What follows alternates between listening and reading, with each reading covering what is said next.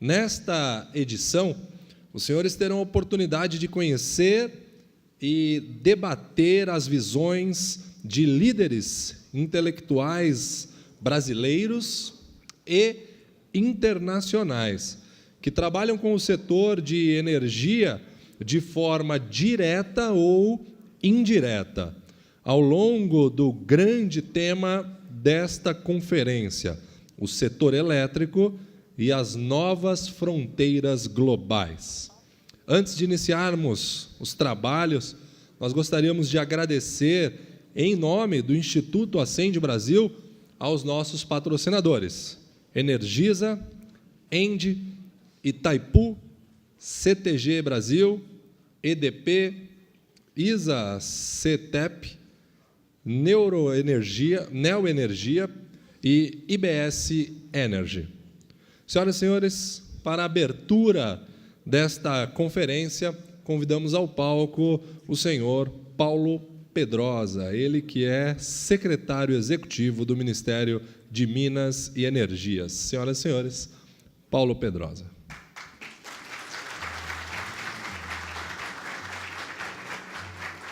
Tudo bem? Fique à vontade.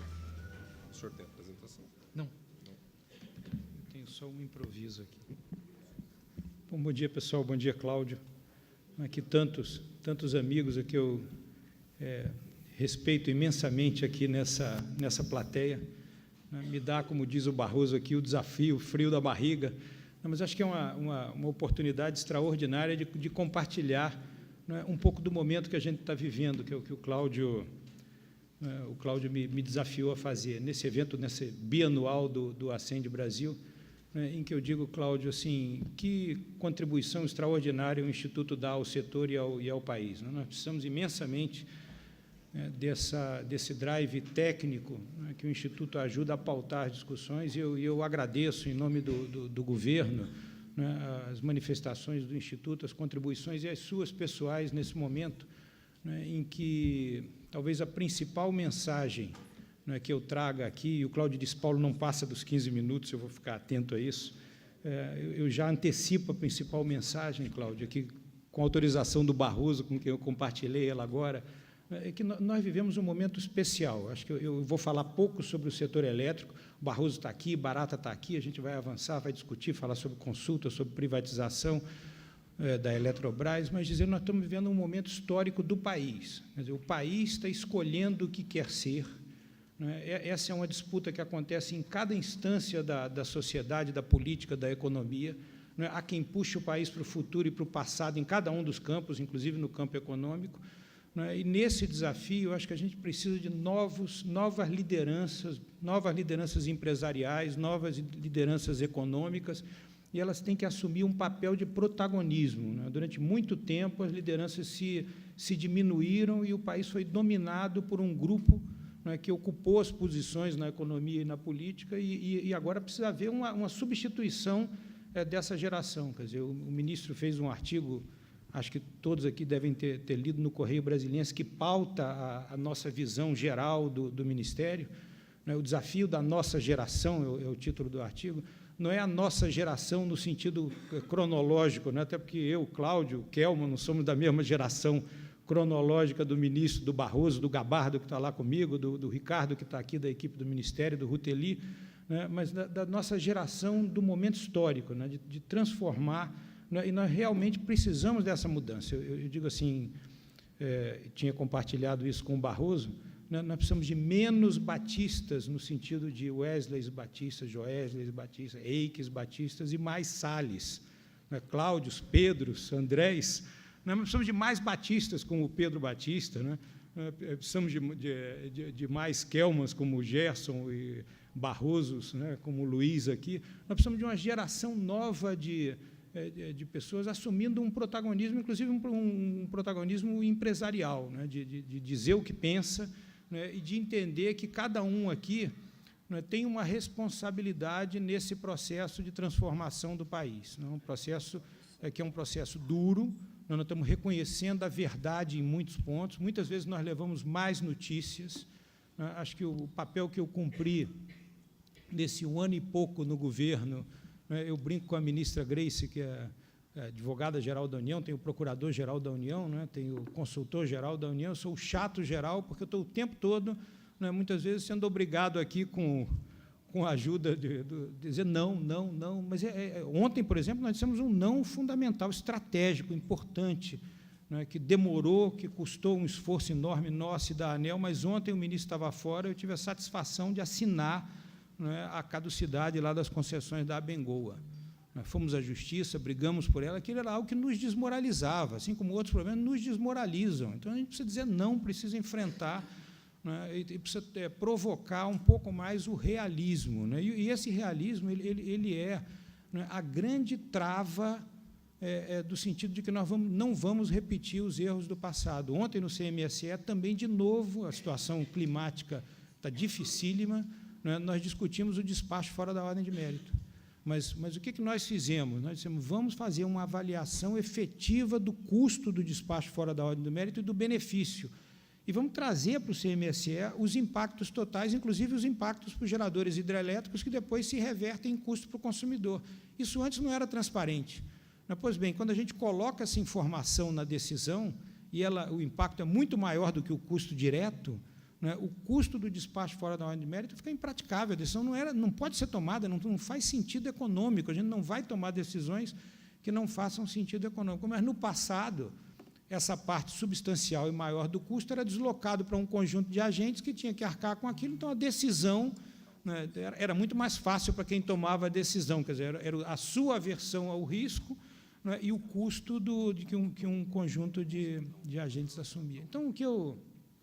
De novo, Cláudio, aqui, seguindo a sua diretriz em relação ao tempo, começando pelo que é mais importante, pelo final, eu queria chamar a atenção de todos, assim, de como que nós estamos fazendo, nós como grupo, né, o grupo que está aqui, né, o que nós estamos fazendo é relevante para o país. Né, e eu ouso dizer, né, nós estamos vendo aqui toda essa operação espetacular, um pouco espetaculosa da Lava Jato, né, que está revisitando as entranhas do país, olhando o passado, né, e, a partir dela, nós estamos reconstruindo um país diferente, né, vai ser um novo pacto econômico, político, social, e o setor elétrico é central a tudo isso. A gente tem que, assim, não pode esquecer que, no fundo, foi o setor de energia, né, a base do financiamento de um projeto de poder.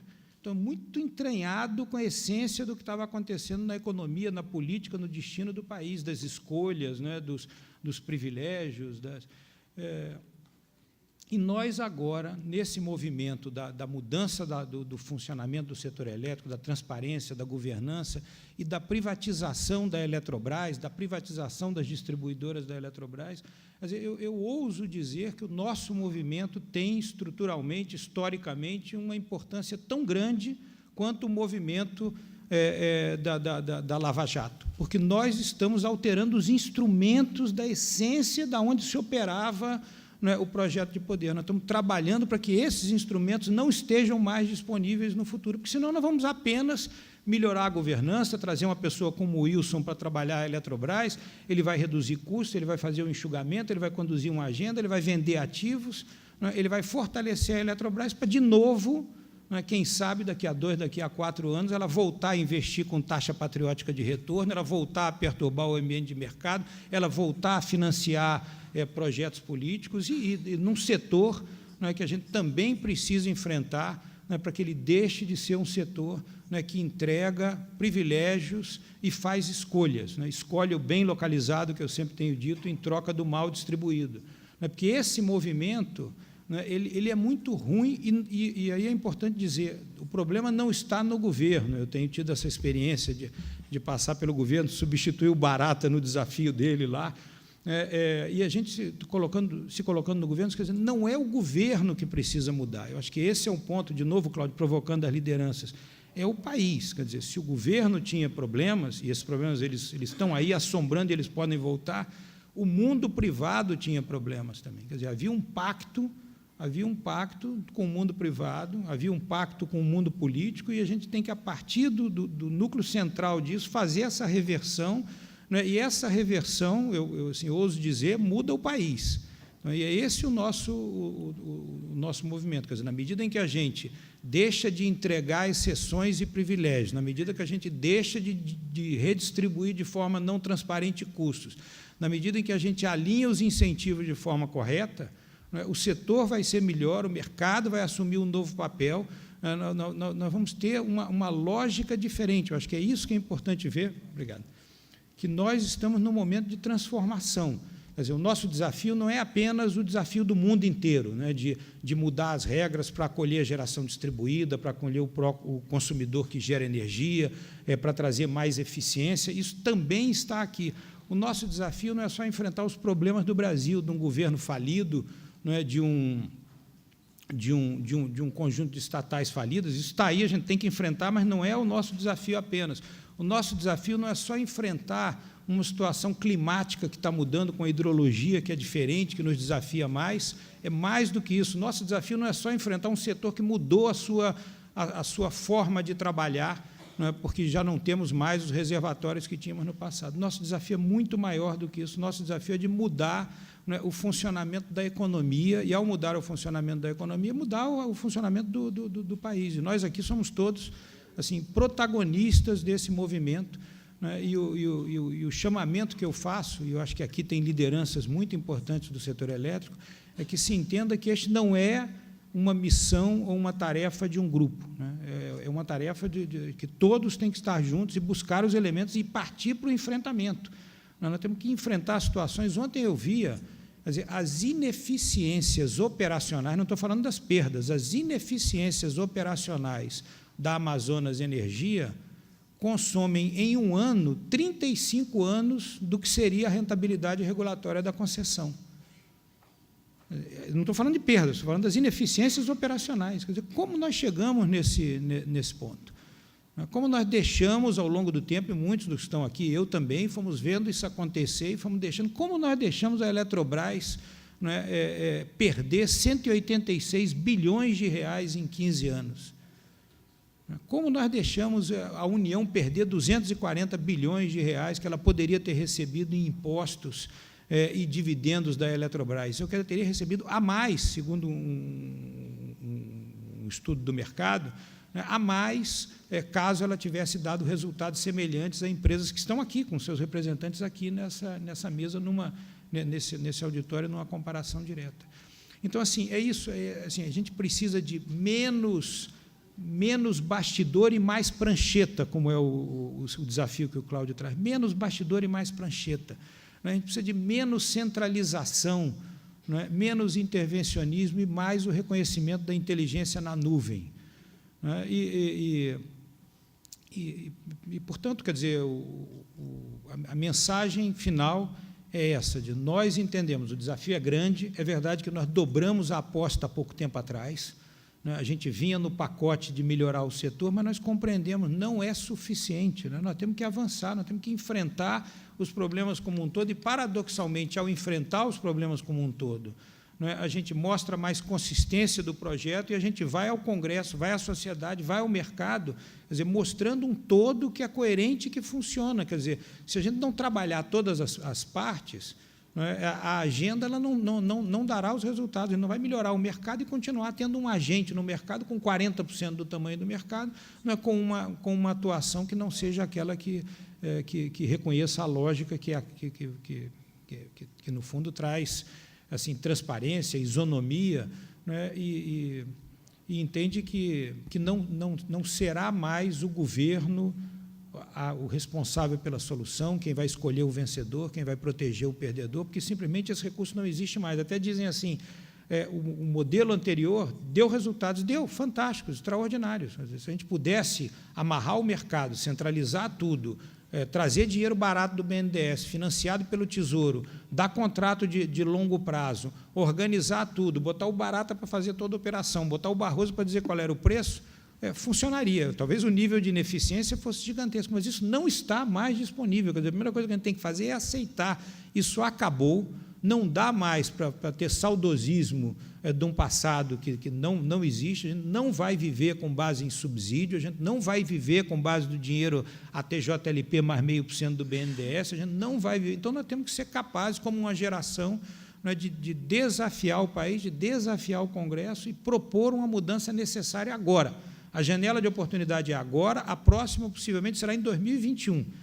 E se a gente não tiver sucesso e não pautar essa discussão agora, ano que vem nós não teremos um ano bom, e ao não ter um ano bom, nós não teremos um bom resultado na eleição, então o projeto como um todo. Então, esse é o tamanho do desafio de todos nós, Cláudio. Eu agradeço imensamente e vou permanecer aqui aprendendo com vocês ao longo dessa manhã. Muito obrigado.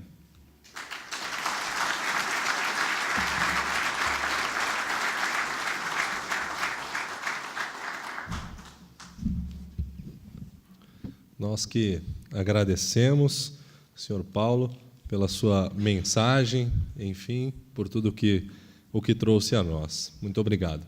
Vamos dar início à palestra do primeiro bloco, da prancheta para a realidade, transmissão e distribuição.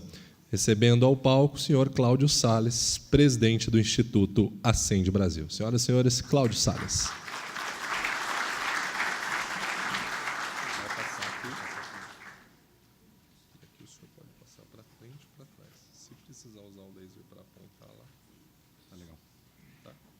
Minha palavra inicial é de agradecimento, Paulo, por essa sua apresentação, introdução do dia de hoje. Não podia ser melhor.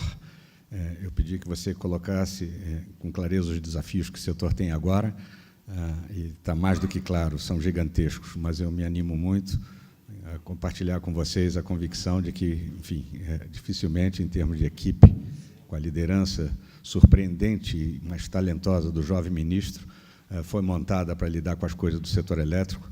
Eu, otimista inveterado, mas que às vezes acerto, estou muito confiante, acho que nós vamos ganhar essa briga. Sua apresentação também foi a munição adequada para desafiar todos os que estão aqui para o esforço de pensar o setor elétrico no dia de hoje. Meu agradecimento especial aos debatedores e, certamente, muito especial aos patrocinadores que tornaram possível essa conferência. Eu me refiro às empresas Energisa, Engie, Itaipu, CTG Brasil, EDP, ISA-CETEP, Neoenergia e IBS Energy. A todos vocês, meu sincero muito obrigado. Um agradecimento especial também a todos os que estão aqui. O João Saldanha dizia que é difícil ter jogo ruim no Maracanã se o Maracanã estiver cheio. Enfim, o Maracanã está cheio, eu acho que da melhor massa crítica que poderíamos ter aqui no setor elétrico. Enfim, todos juntos vamos tentar pensar nisso. Mas o meu papel, agora, nesse momento, é introduzir os temas do primeiro debate. Com 2 segundos de ressalva, só para falar rapidamente do Instituto, eu acho que todos aqui conhecem um centro de estudos especializado no setor elétrico. O que fazemos é prestação de serviços ao mercado, enfim, estudos especiais, curso, treinamento, projetos de P&D regulados pela ANEEL, mas, fundamentalmente, o nosso trabalho é de atuar como um observatório do setor, né? Buscando desenvolver estudos sempre baseados em fatos e dados, né? Números, né? Que, enfim, trazidos a público, para a opinião pública e para os diversos fóruns especializados, ajudem a promover a transparência e sustentabilidade do setor. A gente faz isso com publicação de artigos, white papers e realizando conferências desse tipo. O Brasil Energy Frontiers, ele existe, é uma conferência bienal desde 2011, estamos na 4ª edição, e ele tem esse nome por 2 propósitos. O primeiro é que tem uma visão internacional, a gente sempre procura trazer uma visão internacional para os problemas com os quais estamos lidando, e tem o sentido de fronteira do desenvolvimento, olhar para o futuro com farol alto. É isso que nós estaremos fazendo aqui no dia de hoje. Como eu disse, o meu papel aqui, neste momento, é simplesmente introduzir o primeiro tema, dentro dessa moldura do que se passa entre a prancheta e a realidade.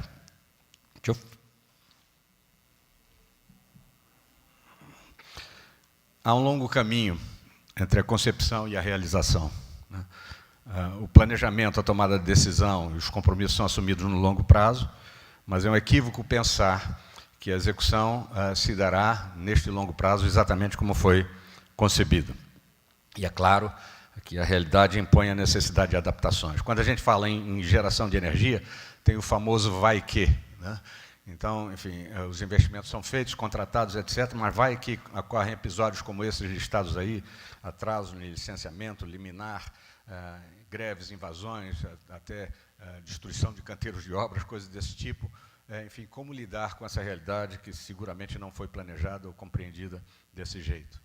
Na área de regulação também, há discrepâncias entre a teoria, né, tanto no que diz respeito às metas regulatórias de desempenho, quanto no que diz respeito aos componentes da tarifa, né.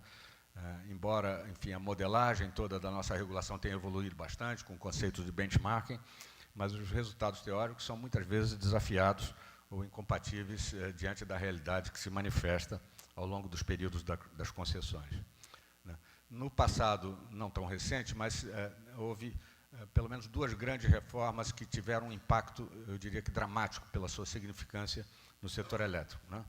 A primeira foi em 2004, né, a criação do ACR e do ACL, enfim, aquele conceito, mas, enfim, foi uma reforma que teve, digamos, influenciada pelos episódios do racionamento de 2001, 2002, um direcionamento no sentido de priorizar a contratação de longo prazo, né.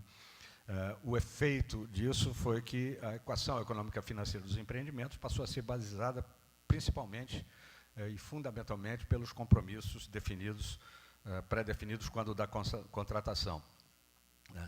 Uma outra reforma que teve um impacto também muito dramático aconteceu lá no famoso September 11, no caso de 2012, a medida provisória 579, né, onde foi introduzido o conceito de concessões hidrelétricas e transmissão, em relação às concessões hidrelétricas de transmissão vicendas, e o conceito das cotas, né, em que o custo de gestão do risco hidrológico, assunção de riscos na operação das usinas hidrelétricas, enfim, problemas de seleção adversa no que diz respeito aos investimentos necessários durante o período de vida da concessão das usinas, enfim, tudo isso teria sido menosprezado. Quer dizer, aí dizia, o pano de fundo era a hipótese de que a realidade dos empreendimentos ia ser mais ou menos como essa figura, e meio jocosamente, tenta representar.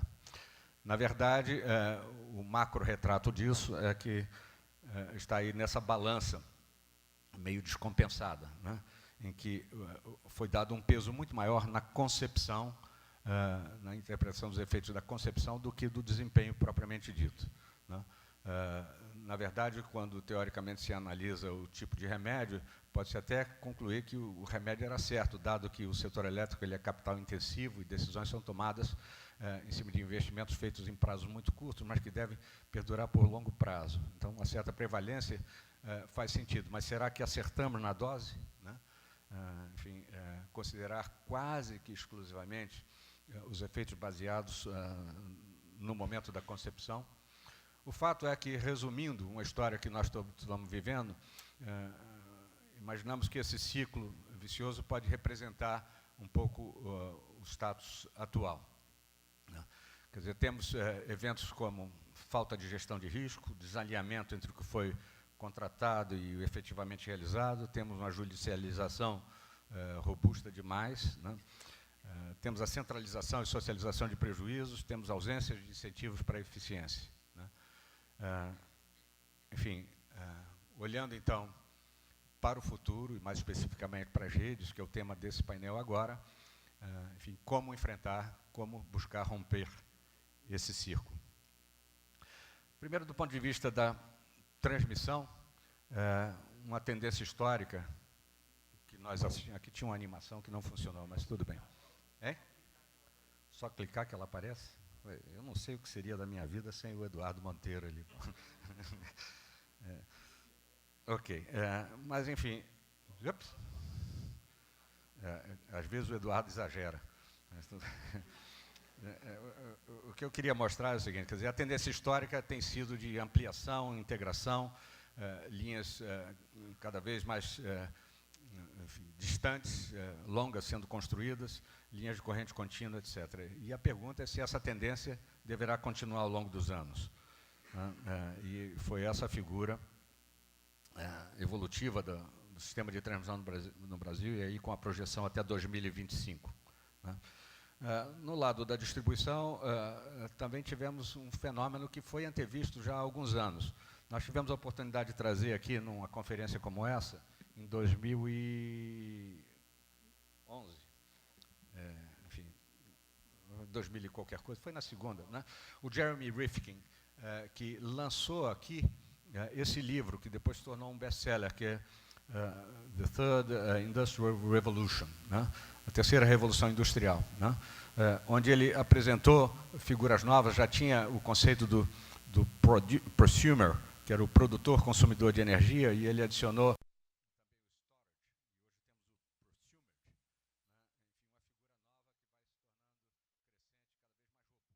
com o qual teremos que aprender a lidar, né?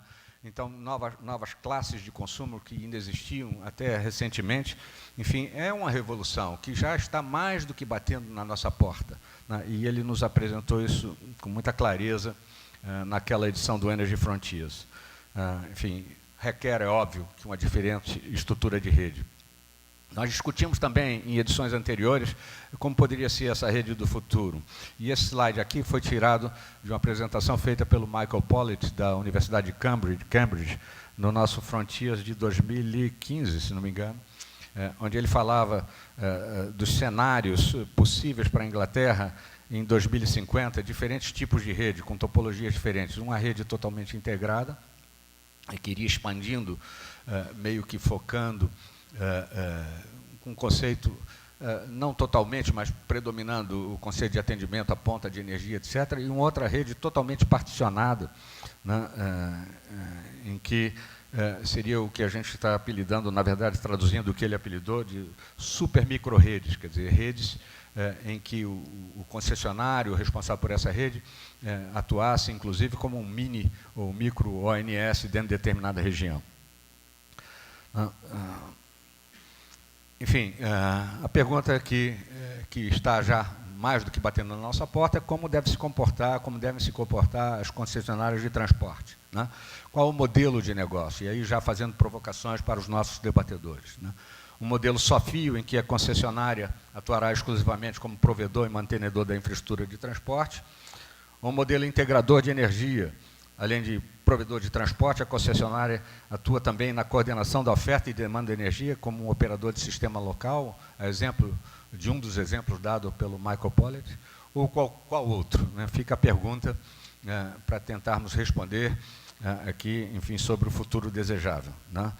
E a questão, do ponto de vista da regulação, é que medidas precisam ser tomadas já, ou a partir de já, para ensejar o modelo de negócio que nós queremos definir como mais adequado, né? Quais as mudanças na regulação necessárias para nos preparar para esse futuro que, de um jeito ou de outro, vai nos atingir. Enfim, o olhar do consumidor, né? Também ligado ao futuro. Qual o desejo do consumidor? Primeiro, com relação à questão de preço, eu acho que todo consumidor prefere viajar de primeira classe. Só que a maioria dos consumidores viaja de segunda classe, de classe econômica. No meu tempo chamava de segunda classe, depois eles mudaram. Agora classe econômica, né? Porque é mais barato, simplesmente por uma questão de preço, né? Mas tem também a questão de preferência, né? Não apenas na primeira classe, mas certos consumidores preferem uma primeira classe mais charmosa do que outros, com mais requintes ou coisas desse tipo, né? Então, enfim, a regulação será capaz de se estabelecer levando em conta a diversidade das preferências dos consumidores? E, por último, a questão de custo, né? Para atender um determinado consumidor com o mesmo padrão de qualidade, não significa que se teria associado o mesmo custo. Esse custo pode ser totalmente diferente, dependendo das circunstâncias específicas, inclusive geográficas, desse consumidor. Enfim, como prover a qualidade desejada? É o desafio que fica aqui para as discussões de hoje, né? E aí eu trago a lembrança, também uma conferência feita na edição de 2011, esse está mais fácil de ler, pelo professor Stephen Lee Rothschild, da Universidade de Cambridge, muito conhecido como um dos papas da regulação por incentivos, né? Quando ele esteve aqui nos falando sobre o que ele chamou de engajamento construtivo, né?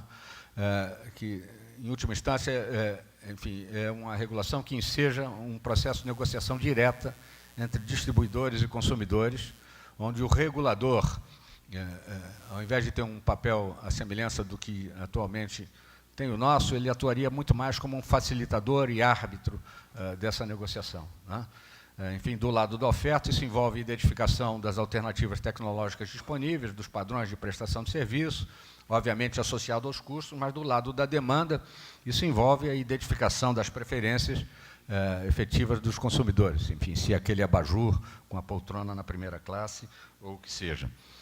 Enfim, a pergunta sobre a qual vamos debater é se esse é um caminho promissor para as mudanças regulatórias que a gente antevê no futuro para o Brasil.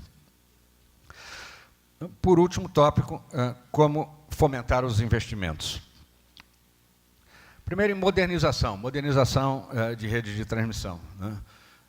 É claro que a evolução está impondo uma transformação, uma modernização, um maior grau de eficiência do sistema de transmissão comparativamente com o que nós tínhamos no passado. Quer dizer, a simples introdução de fontes de geração variável e, enfim, da complexidade como um todo da nossa operação já são argumentos suficientes para justificar essa afirmação, né?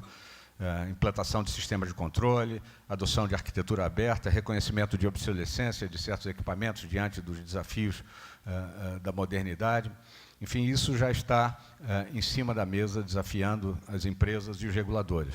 O fato é que, e aí o Ivo certamente vai poder pontificar sobre isso, o Ivo Nazareno, da ANEEL, isso já está, em alguma medida, sendo tratado, né? Enfim, operador, mas fundamentalmente pela ANEEL, só que num processo, 5 minutos eu vou ficar, só que num processo muito lento e muito burocrático, se comparado primeiro com a velocidade desejável de implementação desses melhoramentos e, segundo, com a capacidade das empresas serem muito mais eficientes e muito mais ágeis nesses processos de decisão e de implementação. Então, a pergunta aqui para o debate é se haveria alguma forma mais eficiente de conduzir esse processo. Espero que sim, quer dizer, ou seja, se é possível proporcionar mais autonomia e segurança para que os agentes tomem algumas decisões de investimento de maneira mais eficiente. Na parte de distribuição também temos um dilema. Todo mundo fala, eu acho que é senso comum, seguramente dessa sala, a necessidade de modernização, que passa, por exemplo, pela introdução de medidores digitais, enfim, isso é o básico, né? E a pergunta que se coloca é se, enfim, se isso é o alicerce fundamental para que o consumidor possa ter uma atuação mais direta em todo esse processo. Temos que implementá-la, mas como fazer? Quer dizer, já houve, e aí eu trouxe para lembrar a analogia, quando o objetivo era a universalização dos serviços de eletricidade, foi feito um plano, lá atrás o plano de universalização, que ganhou 2 nomes de apelo mais popular, Luz no Campo, depois Luz para Todos, mas, enfim, foi feito um plano, sem julgamento de valor com relação aos planos, mas que visava e dava as condições para que determinado grau de universalização fosse atingido. E a pergunta aqui para o debate, se estava na hora, ou mais do que na hora, ou é possível que se desenvolva um plano também para avançar nessa linha que, acredito, todos entendemos como necessária, né? Um plano de modernização, enfim, estabelecendo todas essas condições, inclusive de financiabilidade. 2 mais comentários tópicos sempre presentes quando pensamos em distribuição e que relata um pouco da situação atual. Uma delas é a questão da base de remuneração. Também a base de remuneração, enfim, o conjunto de ativos necessário para o desempenho das concessionárias na prestação de serviço que lhes é atribuído, né? Ela funciona, acho que razoavelmente bem, no que diz respeito à recuperação, enfim, a remuneração dos investimentos feitos em reposição de ativos depreciados, né? Ela funciona também intraciclos de revisões tarifárias, quando o investimento é decorrente da necessidade de atender a um incremento na carga, porque aumenta a carga, aumenta a receita das empresas e o recurso para o investimento fica disponível, né? Mas ela não funciona bem no que diz respeito aos investimentos feitos intraciclo de revisão tarifária, voltados para aprimoramentos, para modernização e aprimoramento da rede. Em muitos casos, essa tem sido a realidade, né? E um desafio sobre o qual vamos debater. Também um desafio sobre o qual vamos debater é a questão do custo de capital. Eu trago aqui porque é sempre muito relevante no que diz respeito à fixação da tarifa, a maneira como isso é reconhecido, o WACC, né, o custo capital ponderado, mas que, basicamente, ele é reconhecido, ele é definido com base em fatos históricos, né, e que não necessariamente reproduzem a realidade daquele momento em que a empresa vai ter que tomar financiamento ou reestruturar suas dívidas com base na realidade do mercado de dívida daquele momento e dali para frente, né. O que precisa ser feito, então, é essa pergunta para assegurar o estabelecimento de uma remuneração regulatória adequada. O último slide é um slide que é meio um retrato. Aqui é só para ficar na top of our mind essa figura.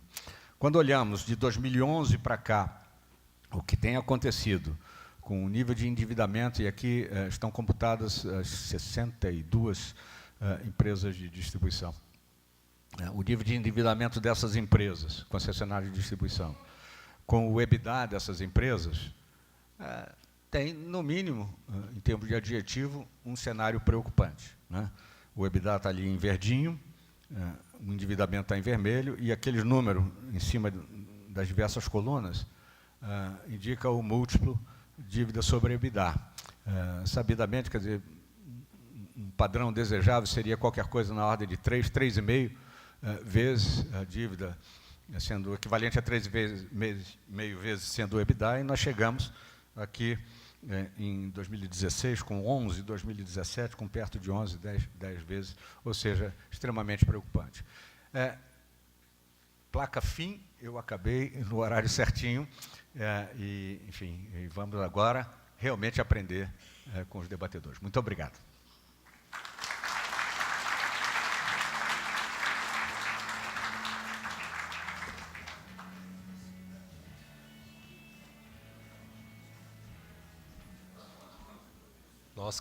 Nós que agradecemos, Cláudio, pela sua apresentação.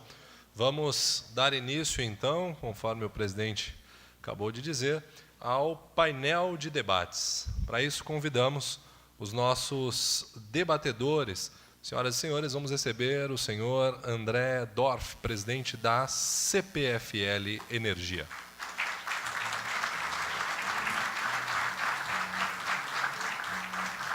Convidamos também o doutor Reinaldo Pazanese, presidente da ISA-CETEP.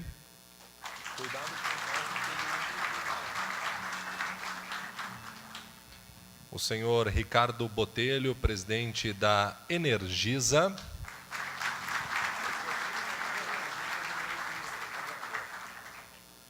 Doutor Ivo Nazareno Sec, superintendente da ANEEL.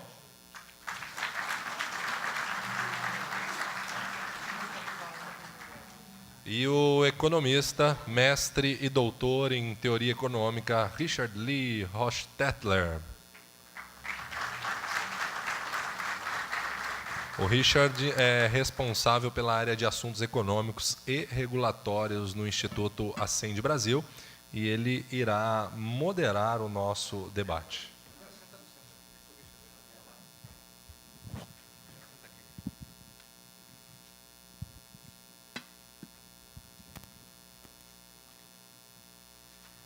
Muito bom.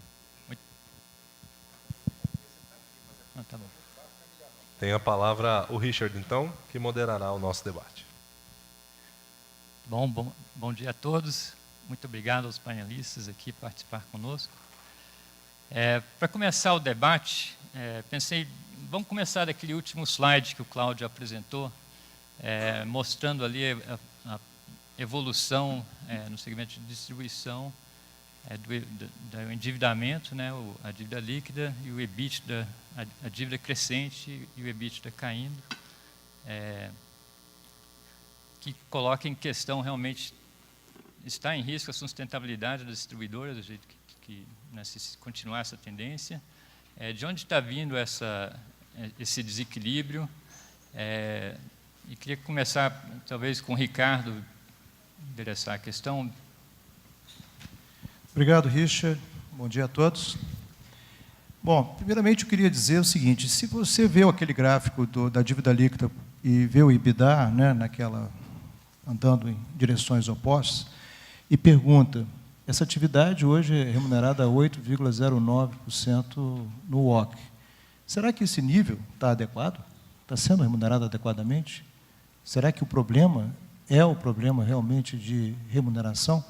Eu acho que esse é um ponto que a gente tem que debater hoje aqui, para avaliar, por exemplo, se esse nível que está setado hoje condiz com os riscos da atividade de distribuição, condiz com todas as questões que a distribuição tem que enfrentar, seja no descasamento da parcela A, seja nas suas questões de combate num momento complicado, né, como nós temos no país hoje, para perdas e inadimplência, né, com crises econômicas. Quer dizer, será que esse nível está adequado?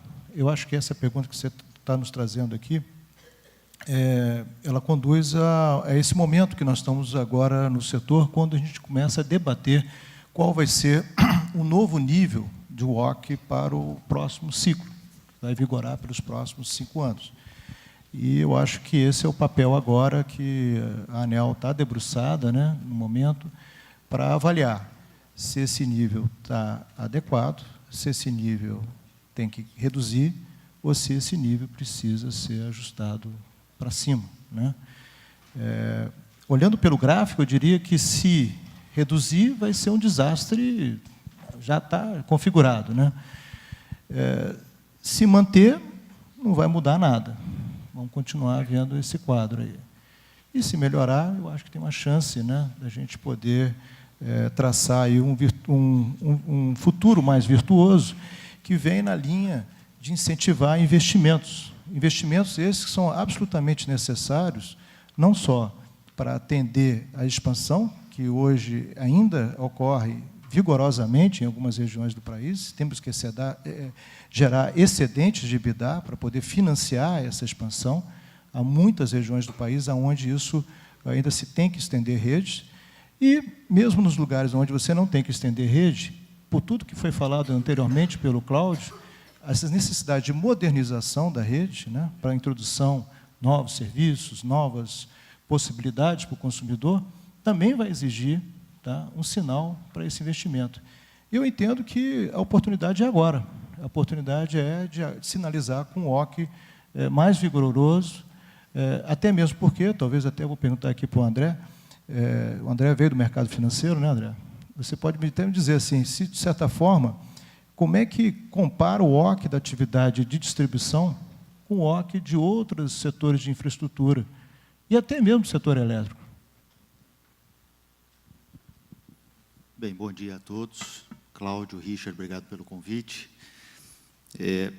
Remetendo ao slide, eu acho que quem olha esse gráfico e vê essa elevação do endividamento e da alavancagem das companhias, pode pressupor que nesses últimos 5, 6 anos, ou de 4 a 6 anos, o país passou por uma grande expansão e por uma modernização monumental da rede. Demos um salto tecnológico no setor elétrico, né?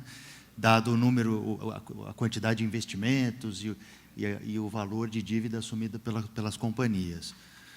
E, olhando para a realidade, a gente sabe que não foi isso, né? Esse grau de alavancagem, ele adveio dos remendos que nós passamos e das dificuldades desde o setembro 11.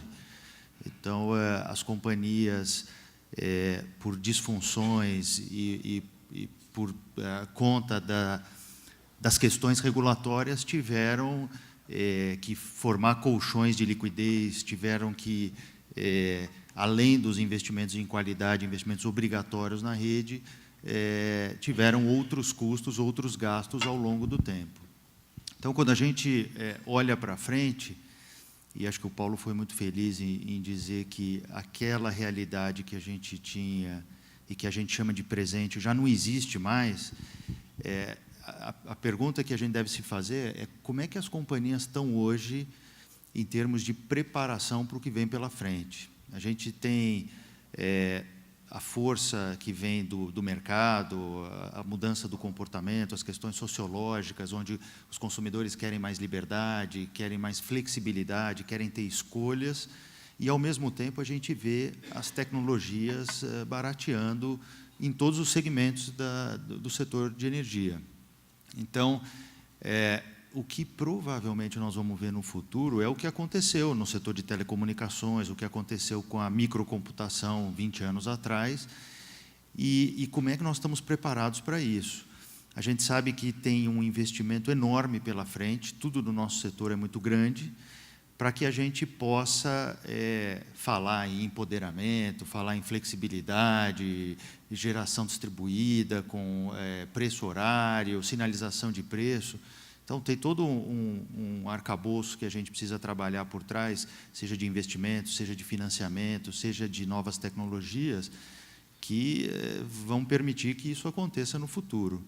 Então, voltando ao teu ponto, eu acho que o WOC é um componente dessa equação toda que viabiliza, que sinaliza, que incentiva a modernização, os investimentos, e para além do WOC, tem a questão do arcabouço regulatório. Então, é esse que a gente precisa mexer e preparar as condições para que essa evolução aconteça.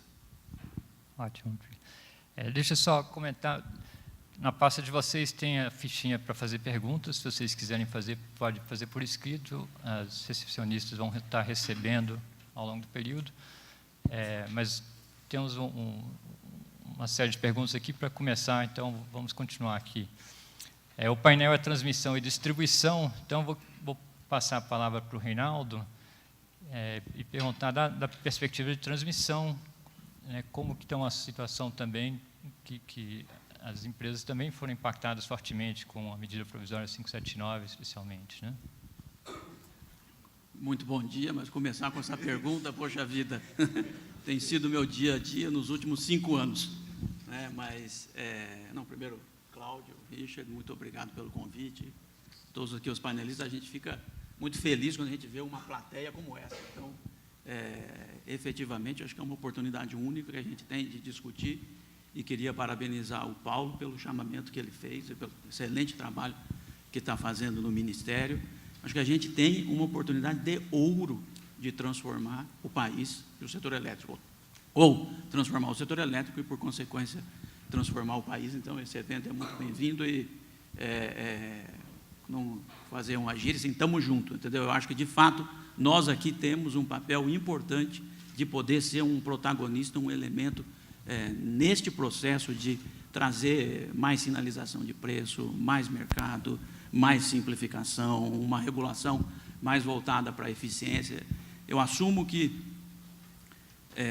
depois de 5 anos, a gente está conseguindo pensar no futuro. Então, eu acho que isso, para mim, é um grande elemento de tranquilidade, de felicidade. Assim, a gente hoje consegue pensar no futuro. Nos últimos 5 anos, de fato, a única coisa que eu pensei foi em tentar resolver a 579, tá certo? Então, o que aconteceu para nós? E aí eu volto no tema que o André colocou. A primeira coisa que nós precisamos é segurança jurídica.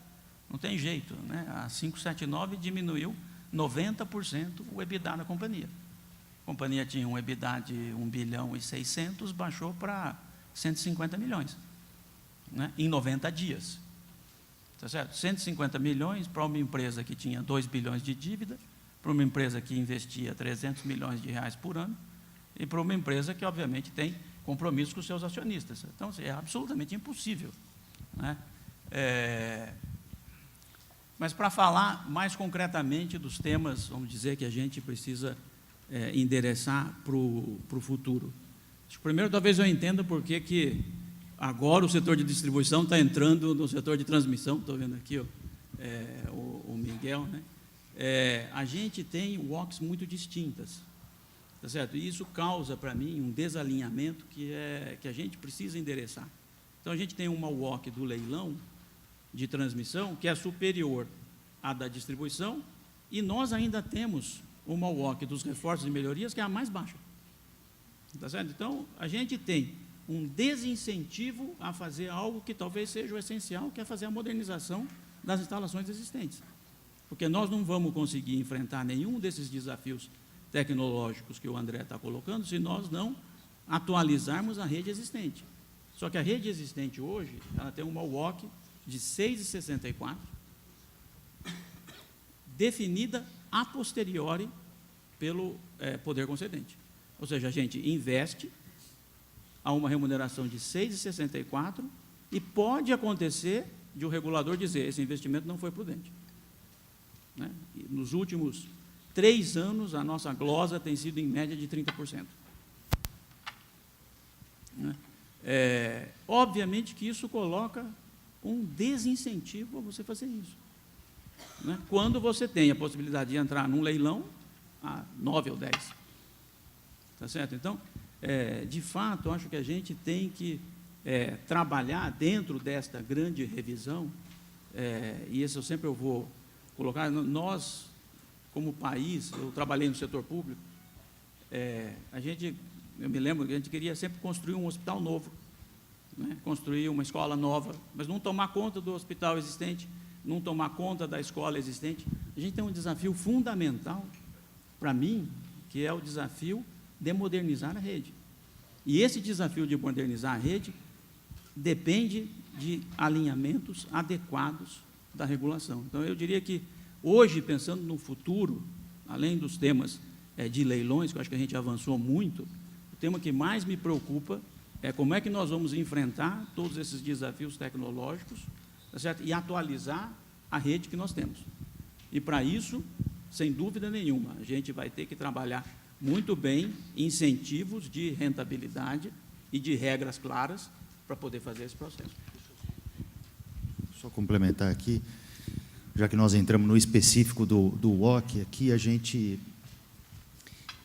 o nosso setor tem passado por uma mudança grande. O Reinaldo falou que nos últimos 5 anos tratou só das indenizações, do tema da 579, mas a realidade é que isso valeu para todo mundo. O nosso setor ficou parado durante 5 anos e agora os temas de consolidação, de modernização, de tecnologia voltaram para a nossa agenda, o que é ótima notícia.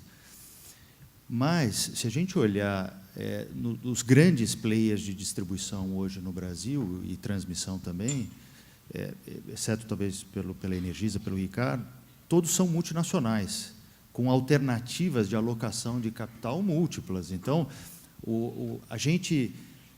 quando a gente fala em WOC da distribuição, a metodologia que a gente adotou aqui, e que tem funcionado, mas ela busca a eficiência, a companhia mais eficiente em cada um dos quesitos. Então, se em cada um dos quesitos, individualmente, eu busco a excelência, pressuponho que a companhia tem que ser excelente em tudo, o que é muito difícil na vida real, né? A gente sabe que as coisas acontecem, dificilmente uma companhia é excelente em tudo. E hoje, com as matrizes aprovando novos investimentos, novas alocações de capital, gestão de portfólio, essa comparação do WOC que o Ricardo se referiu, ela é diária. Então, tem gente indo para a Espanha aprovar, tem gente indo para Portugal, tem até gente indo para a China aprovar as coisas. Então, é isso que acontece na vida real. Por que eu vou investir em distribuição? Por que eu não vou investir em transmissão num leilão novo ou em renováveis? Então, eu acho que falta um pouco essa visão do todo ao definir os parâmetros de remuneração para uma atividade ou para outra. A gente precisa olhar o contexto dentro mesmo do setor elétrico. Se a gente comparar com outros investimentos em infraestrutura, a comparação fica mais gritante ainda. Tá bom. A gente já começou a mencionar um pouco o tema de modernização, mas, antes disso, eu queria dar uma chance para o Ivo replicar sobre isso e, inclusive, falar da experiência da ANEEL, que tinha uma tendência terrível de esvaziamento dos leilões de transmissão, que teve uma reversão nos últimos tempos, né? Então, talvez tenha umas lições aí que possam ajudar. Bom dia a todos. Queria, em nome da ANEEL, agradecer o convite que foi realizado aí pelo Instituto. Me sinto muito honrado de estar aqui discutindo nesse alto nível do setor elétrico as questões relevantes do nosso presente e do nosso futuro, né? Que é o objetivo aqui do evento. Nós estamos, assim, a ANEEL tem um processo muito transparente de discussão das questões. Então, ele é assim, é concebido legalmente, inclusive dessa forma, e nós estamos abertos a fazer todas as discussões necessárias para colocar o setor sustentável. A sustentabilidade do setor é fundamental para o funcionamento e a busca da eficiência que o órgão regulador tanto preza. Essa é a dimensão fundamental do órgão regulador a eficiência com qualidade, buscando equilibrar a sustentabilidade dos negócios, a prestação do serviço adequado, etc. Falando um pouco mais especificamente, temos dado sinais, como órgão regulador, de que temos sim preocupação com a sustentabilidade do negócio. Eu dou alguns exemplos. Fizemos uma revisão muito grande do modelo de remuneração dos leilões de transmissão. Pretendemos fazer uma revisão do modelo de autorizações de reforços agora, numa oportunidade que o contrato de concessão de transmissão dá em 2018, que é o momento dessa revisão. Assinamos contratos de concessão de renovação com foco em sustentabilidade econômico-financeira e governança corporativa. Então, assim, é nossa preocupação central a sustentabilidade dos negócios. Isso não é chamado de negócio na ANEEL, mas é chamado de sustentabilidade econômico-financeira das concessões e gestão dos contratos de concessão, tanto de transmissão, quanto de distribuição, quanto de geração. Então, assim, a ANEEL está totalmente aberta a fazer essa discussão de remuneração. Nós temos também trazido questões de discussão a respeito de risco, né? O OC é uma medida de risco do negócio. Fizemos, em contratos de concessão de transmissão, detalhamento exaustivo da matriz de risco contratual para os novos negócios, e essa discussão a respeito dos riscos associados aos negócios existentes também deve ser feita ao longo aí da oportunidade. Nesse momento, estamos com a agenda regulatória da ANEEL aberta à discussão pública, ou seja, o que a diretoria da ANEEL e o que a ANEEL vai conduzir de mudanças normativas e regulatórias em todos os segmentos. Está em discussão pública, está em audiência pública. A gente entende que a regulação vai ser feita tanto a partir dos comandos legais, das políticas públicas, mas equilibrando essa dimensão de sustentabilidade do negócio. Sem negócios atrativos e suficientemente sustentáveis, não há regulação de eficiência a ser buscada e a ANEEL perde o sentido até da sua própria existência. Então, estamos totalmente abertos a essa discussão e eu acho que hoje aqui vai ser um dia super proveitoso para a gente poder endereçar temas que são absolutamente relevantes para o funcionamento do setor elétrico. Pensando, então, a questão de modernização, talvez o ponto de partida interessante é responder aquela pergunta: qual que é o futuro que a gente imagina das redes olhando para frente? Vai ser mais a mega rede básica ou vai ser micro-redes, as super micro-redes olhando para frente? E quais são as implicações de ir uma direção ou outra? Talvez Ivo queira começar. Eu lembro o Ivo comentando há algum tempo atrás as preocupações dele. Realmente o modelo que nós temos hoje é extremamente transmissão intensivo, né? E cada vez mais essa tendência continua? É difícil responder essa pergunta porque tem um avanço tecnológico que vem por aí. Então, ao mesmo tempo que nós temos aí o consumidor, produtor, o acumulador de energia, nós temos também cargas importantes que podem ser colocadas no sistema, como todo o setor de transporte. Então, o carro elétrico é uma dimensão, mas transportes de uma forma geral, que é algo muito, muito grande em termos de fornecimento energético. Temos também uma questão de algumas particularidades do sistema brasileiro de transmissão de energia. Coordenado aí pelo operador do sistema, nós temos uma questão muito grande de otimização que existe por trás dessa rede de transmissão, né? Até o próprio modelo, a legislação do Brasil como um todo, ela busca refletir um pouco essa realidade da operação e da otimização hidroenergética, hidrotérmica e agora biomassa, eólica, solar, em última análise. Então, essa reflexão a respeito da agregação das fontes, se vai para micro-redes gerenciadas individualmente ou redes de grande porte, eu diria que no curto prazo vamos continuar muito próximo, até o planejamento indica isso. Mas no futuro, com o advento de redes de cargas mais concentradas junto com geração, é possível que caminhemos para alguma coisa que possa ser feita de forma diferenciada e necessariamente com alguma descentralização de atividades. Mas assim, esperaremos ainda um pouco, acredito, essa chegada da carga nova junto com a capacidade do consumidor de gerar sua própria energia e armazenar. Reinaldo, você quer passar? Bom, eu um pouco sigo os comentários do Ivo. Acredito que a própria estrutura que nós temos é uma estrutura que a gente pode imaginar um modelo híbrido, mas, obviamente, que a força será ainda da rede básica. Está aqui o Barroso, tá certo? Então, mas, assim, para mim, talvez um ponto que o modelo gere é um sobre-incentivo ao investimento.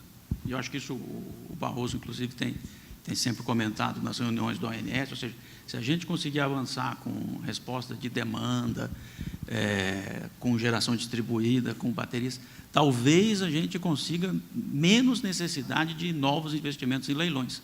Tá certo? Então, eu volto no ponto, se a gente conseguir melhorar a modernização da rede atual, né, se a gente conseguir introduzir elementos hoje que estão disponíveis, a gente pode ter menos necessidade de grandes investimentos em transmissão no futuro. Mas, para isso, o primeiro ponto que a gente precisa é gerar os incentivos adequados.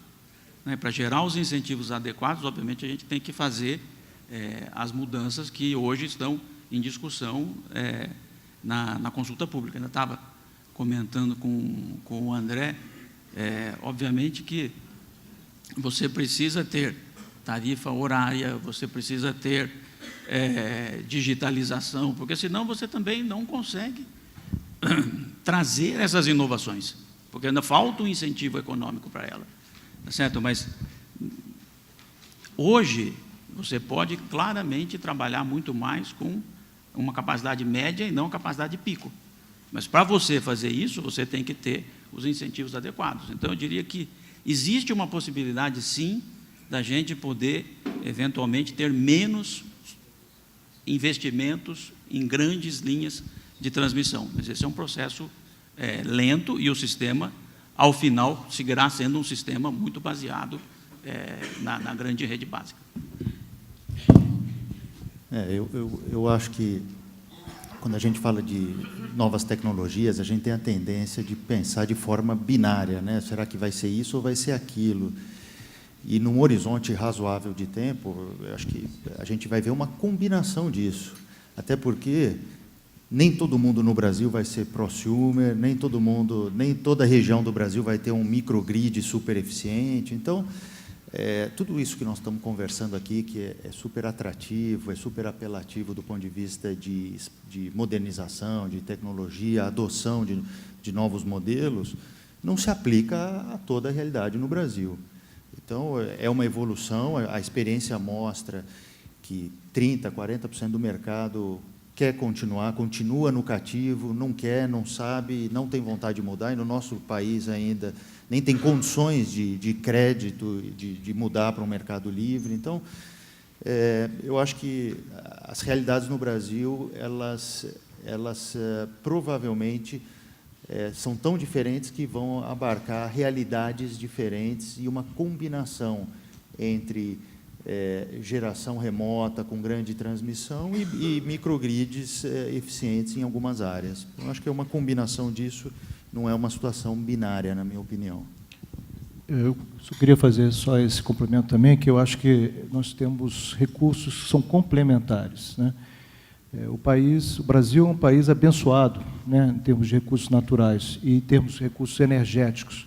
Isso é uma vantagem competitiva, né? As microgrids e as microredes são de lugares que não têm essa vantagem que nós temos hoje no Brasil.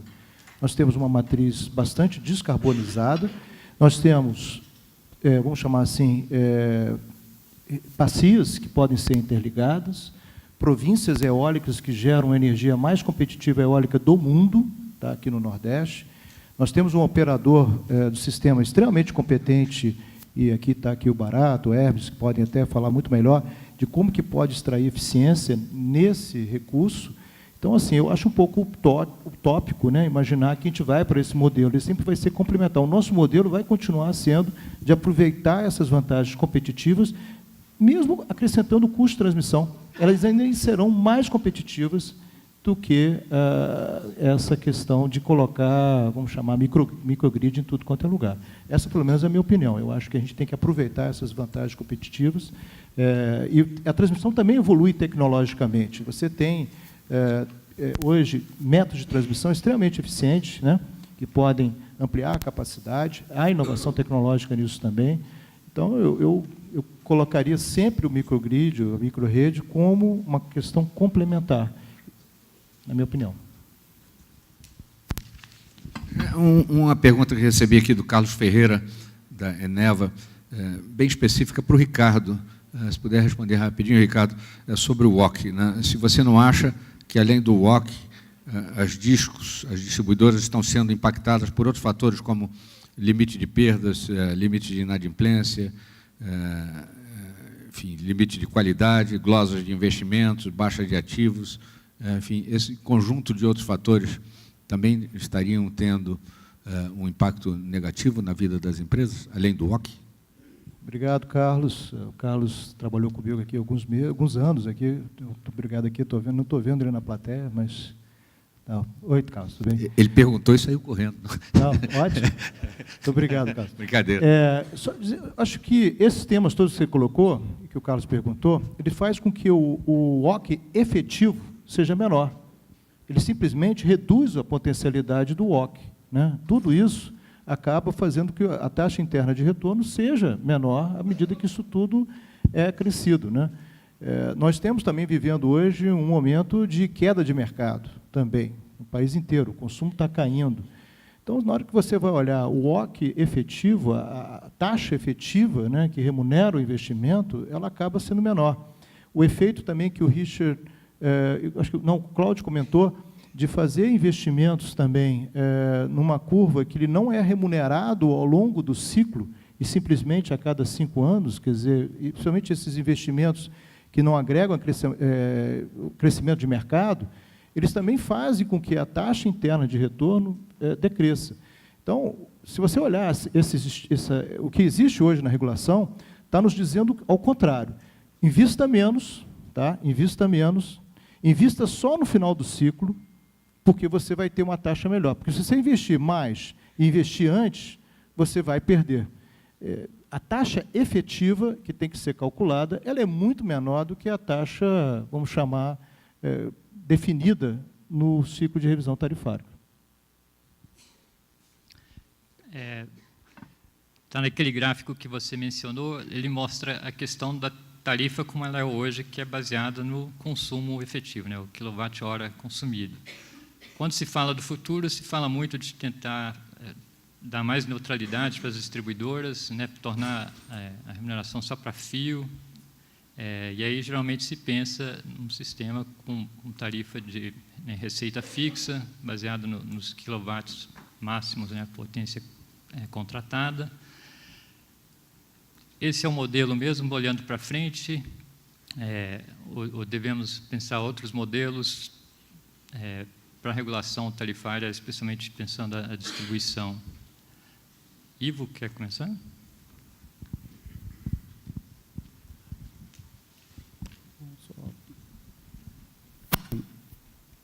Pegando o gancho aqui na resposta do Ricardo, eu diria que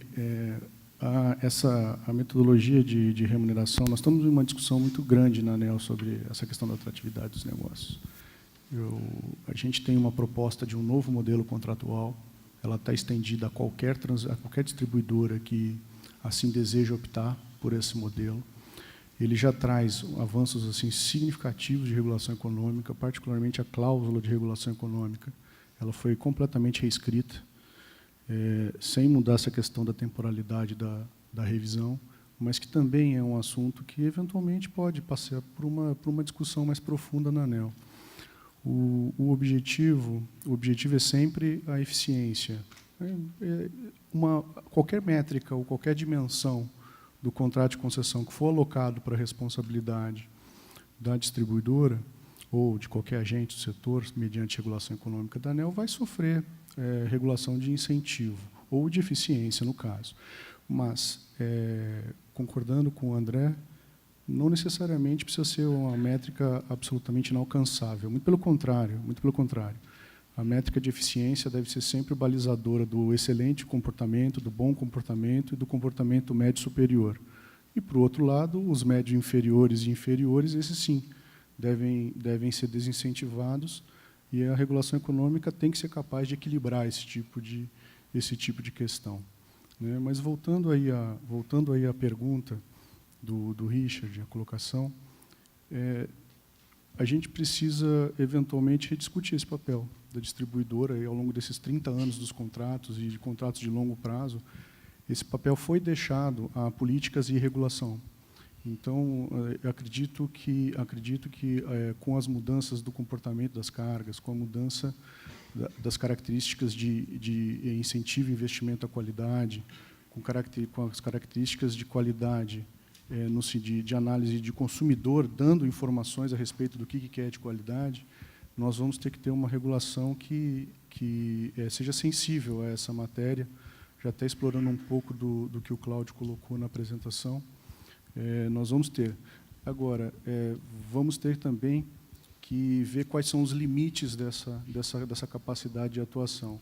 O exemplo do avião pareceu até bastante razoável, mas tem algumas características que não dá para ser escolhidas, né? Por exemplo, a rede, a otimização e o benefício do condomínio que existe na distribuição precisa ser analisado. O consumidor talvez não consiga decidir sozinho em todas as dimensões, mas talvez em pool ou em grupo seja possível fazer alguma regulação um pouco mais complexa e mais atraente do ponto de vista da qualidade. Então, Tá, o tempo está correndo, então a gente tem que apressar um pouquinho mais, tem muitos temas que não foram abordados. Mas eu queria colocar para o Ricardo, né? A Energisa atua em várias áreas de concessão bem diferentes.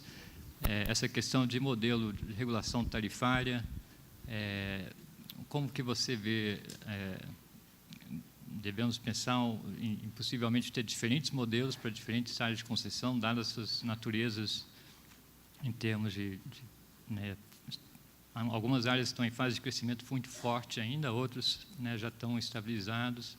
Como que é a regulação mais apropriada para cada um? A pergunta é dificílima, né? O que é mais apropriado? De fato, o país é um país heterogêneo, né? Com áreas que crescem, áreas que têm, vamos chamar assim, baixa renda, né? E você tem um contingente grande de baixas rendas e áreas que o país tem IDH europeu.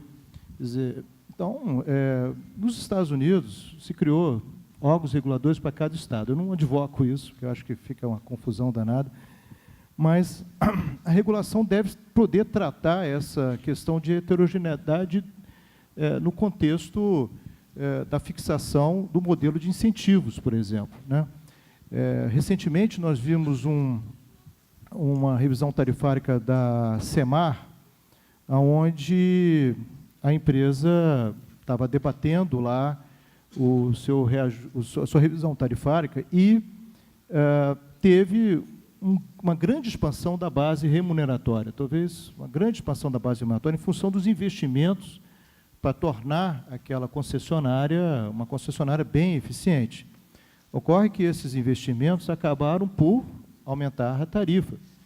Então, quase que a empresa fica sendo crucificada por ter feito os investimentos esses absolutamente necessários para aderir à regulação. Então, eu vejo isso também nas nossas áreas de concessão. Certa vez, também, nós tivemos um grupo de consumidores numa audiência pública que chegou, na audiência pública, a dizer o seguinte: olha, não precisa colocar uma trajetória de qualidade, não. Se é para aumentar o custo, o preço, eu prefiro manter do jeito que está. Estou satisfeito. Isso foi na Paraíba. Estou satisfeito com o que está. Então, essa questão, às vezes, de você colocar o elemento de contestação por parte do consumidor na fixação, vamos chamar desses limites de qualidade, especialmente nessas empresas que se aproximam da fronteira da eficiência que nós temos aqui no Brasil, eu acho que pode ser uma medida adequada, tá? A gente poder discutir com a contestação do consumidor. Está satisfeito? Temos que aplicar o mesmo figurino que às vezes coloca, se eu for olhar só metodologicamente, fazendo comparações em termos de qualidade em conjuntos, por exemplo, que outro dia vi uma apresentação da Light que falava que o conjunto Chapéu Mangueira, no Morro do Leme, está no mesmo conjunto de Araraquara, São Paulo, da CPFL. Quer dizer, a metodologia leva essas questões meia... E não há, na metodologia, nenhuma consideração sobre essas grandes diferenças que estamos no Brasil. E mais, por exemplo, um conjunto rural no Mato Grosso, às vezes, compara com um conjunto rural no estado de São Paulo. Mato Grosso, a distância modular de um lugar para outro é 120 quilômetros. Logo ali, lá de Minas, 120 quilômetros, e estrada ruim. Então, também não é levado em consideração. Então, eu acho que o modelo dissetivo está aí, ele é necessário, ele é importante, ele teve um grande avanço em promover a eficiência, mas precisa ser ajustado, né, e precisa ser feita essa contestação e adequações, né, para levar em conta essas particularidades. Tá bom. Então, pensando na questão da qualidade, o Ricardo já abordou isso um pouco. André, essa ideia do Little Child, de engajamento construtivo, você vê isso como um caminho promissor de poder captar melhor os interesses do consumidor, de poder ter mais diversidade de níveis de qualidade de atendimento dentro de uma área de concessão? Eu acho o seguinte, hoje, e aí a gente tem uma disparidade grande, como o Ricardo mencionou, dos níveis de qualidade de atendimento em várias regiões, várias concessionárias. Nós estamos chegando num ponto onde essa discussão com o consumidor, ela se faz cada vez mais importante, porque, a partir de determinado ponto, a melhoria dos níveis de qualidade exige um investimento em tecnologia muito alto. E esse investimento é pago pelo consumidor em última instância. Então, esse trade-off de custo versus melhoria, versus atendimento, versus qualidade, precisa ser explicitado, é o sinal correto, né? Então, eu acho que essa discussão ela não é trivial a partir de determinado ponto de qualidade, onde o esforço para melhoria passa a ser muito grande e muito caro, e tem a ver com inovação e breakthrough tecnológico. A gente passou rapidamente aqui pelo reconhecimento intraciclo de investimentos. Isso, à medida que a gente adota padrões tecnológicos mais avançados, isso fica cada vez mais importante. Vocês deram o exemplo do Smart Meter. O Smart Meter ele tem uma vida útil de 13 anos. Se eu faço um investimento no primeiro ano do ciclo, quer dizer, eu já perco 5 dos 13. Então, isso aqui precisa ser tratado, né? A depreciação dos ativos, o reconhecimento dos ativos que não estão depreciados. Hoje, na CPFL, se eu fosse, por hipótese, substituir todos os medidores por Smart Meter, eu teria que fazer uma baixa de R$2 bilhões na companhia. Então, é quase 10% do valor total da CPFL. Então, só para colocar em contexto. Eu nem sabia que quase 10% do valor da companhia era em medidores analógicos não depreciados. Mas então isso aí tem que ser tratado. Só voltando ao ponto da separação, de como tratar a distribuidora, a gente discutiu bastante internamente isso e a gente gosta muito do modelo de separação de fio e energia ser reconhecido pela infraestrutura disponibilizada para o consumidor e com poucos serviços agregados, só aqueles que realmente nasçam fruto do benefício da concessão monopolista, então, e aí revertido também parte para o consumidor. A gente separa muito ali o que é concessão monopolista regulada, que é o que deve ser, versus outros negócios, outras oportunidades que estão surgindo. É claro que esse é um modelo de futuro e cabe aqui toda uma discussão de transição. Quando a gente fala assim, queremos separar fio e energia, não é pela beleza de ter duas contas, mas isso aí, por trás disso, tem que ter o benefício para o consumidor. Então, ele só vai ter o benefício da separação fio-energia se todos aqueles outros serviços e produtos que a gente comentou aqui na última hora virarem realidade. E, para que isso aconteça, a gente precisa digitalizar o parque. A gente precisa, e não é uma coisa trivial. Então, são 10 anos quase 40 bilhões de investimento para 63 distribuidoras. Então, a gente precisa começar já. O Paulo mencionou a janela de oportunidade. Na nossa opinião, não dá para esperar 21. A gente precisa começar agora, porque senão nós vamos ser atropelados pelo mercado e pela tecnologia, pela evolução da tecnologia. Então, ou a gente se prepara regulatoriamente para isso, ou nós vamos, de novo, fazer os remendos para ajustar as demandas de mercado lá no futuro. A gente está vendo o rooftop, o painel solar, começando a nascer no Brasil, e faz sentido para o nosso país, e não temos regulação para isso. Então, esse é um exemplo do que pode vir pela frente. Então, eu acho que aqui cabe muito uma reflexão sobre a urgência dos primeiros passos. Tem coisa que se resolve em 6 meses, tem coisa que resolve em 10 anos. Aquela que resolve em 10 anos, precisamos começar já. Então, você acha que seria interessante, sim, ter uma ideia de um plano de modernização adotado para fazer uma mudança? Sim. Um plano de modernização, um plano de adoção de novas tecnologias com o devido reconhecimento.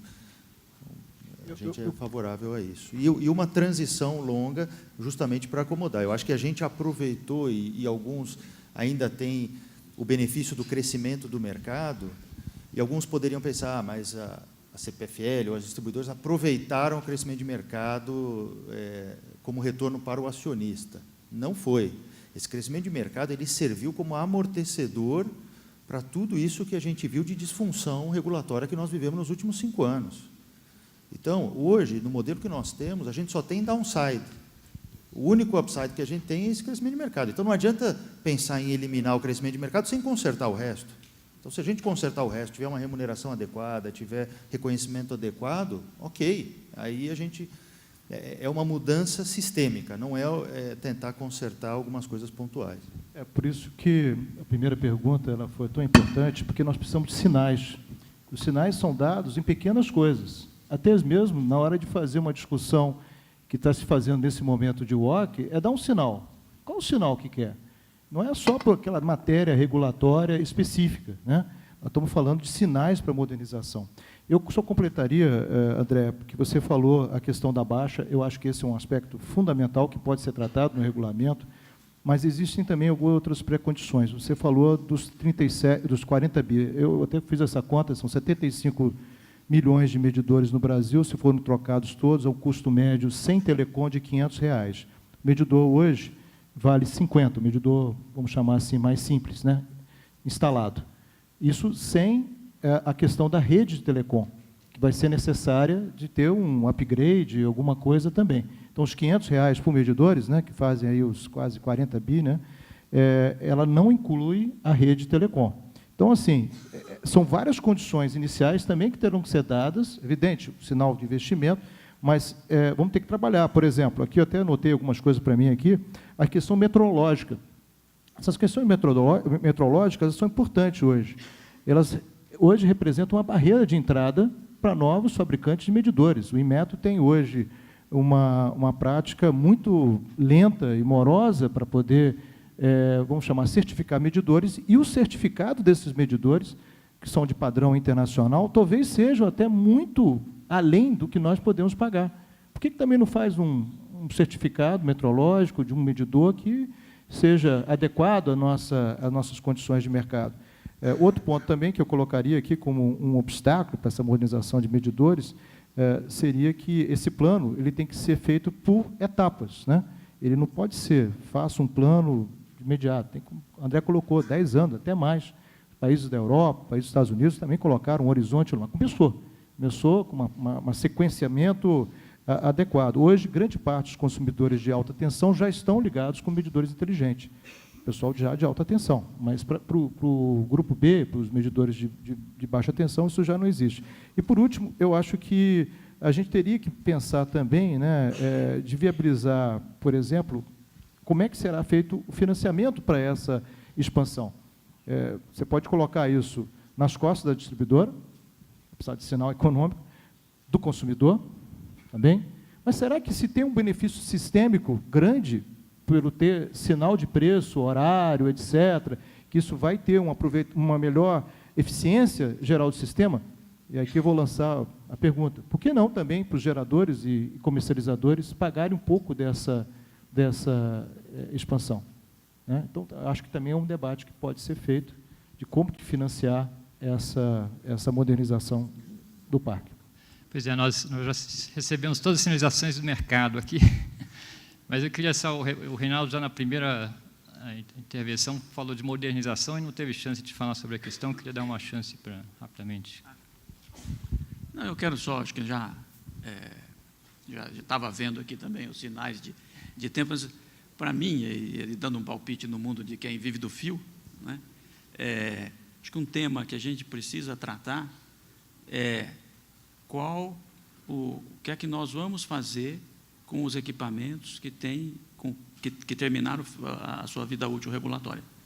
Quer dizer, qual é a remuneração que você vai dar a um equipamento que segue servindo a população, né, que segue prestando a sua atividade, mas que já teve toda a sua depreciação contábil regulatória terminada. Então, essa situação hoje cria um incentivo perverso, porque o concessionário tem o interesse de substituir o equipamento, porque esse equipamento não tem nenhuma remuneração, porque a base de remuneração regulatória dele é zero, né? Então, para mim, um ponto que é fundamental quando a gente pensa nesse movimento de modernização também para evitar um sobrecusto para o consumidor, que incentivo a gente vai dar para os equipamentos que terminaram a vida útil regulatória, mas que a gente continua, obviamente, servindo a população, portanto, deveria ter um incentivo para as concessionárias preservarem esse equipamento, porque isso implica menor investimento em equipamentos novos, e isso hoje é um assunto que, a gente até estava comentando com o Ivo, é um assunto que precisa ser trabalhado, né? Eu assumo que o incentivo que nós temos hoje acaba sendo um incentivo perverso, porque esse equipamento falha mais, acaba gerando mais PV, e se eu substituísse por um novo, eu ganhava mais base de remuneração regulatória. Então, este é um equipamento que precisa ter alguma forma de remuneração, que seja pró-eficiência, que seja com os alinhamentos adequados, e que permite fazer essa transição de uma forma mais gradual, né? Também preservando os equipamentos que terminaram a sua vida útil regulatória, mas que seguem servindo a população e que, portanto, merecem uma remuneração que não seja só o custo de operação e manutenção. Eu queria esconder aqui a placa de fim, mas eu descobri que eu não tenho autoridade para isso. Enfim, agradecer muito a presença dos debatedores, é uma riqueza enorme que tentamos aproveitar da melhor maneira. Isso está sendo gravado, nós teremos esse material depois para, enfim, elocubrar em cima desse. Agradecer também aos que fizeram perguntas, frustrado aqui, porque perguntas super importantes foram feitas e não tivemos tempo de atender, mas nós não somos tantos assim, nós vamos estar convivendo aqui esse período, eu acho que, enfim, no intervalo que vai começar agora e nas próximas etapas, nós teremos chance de continuar as conversas. De minha parte, muito obrigado.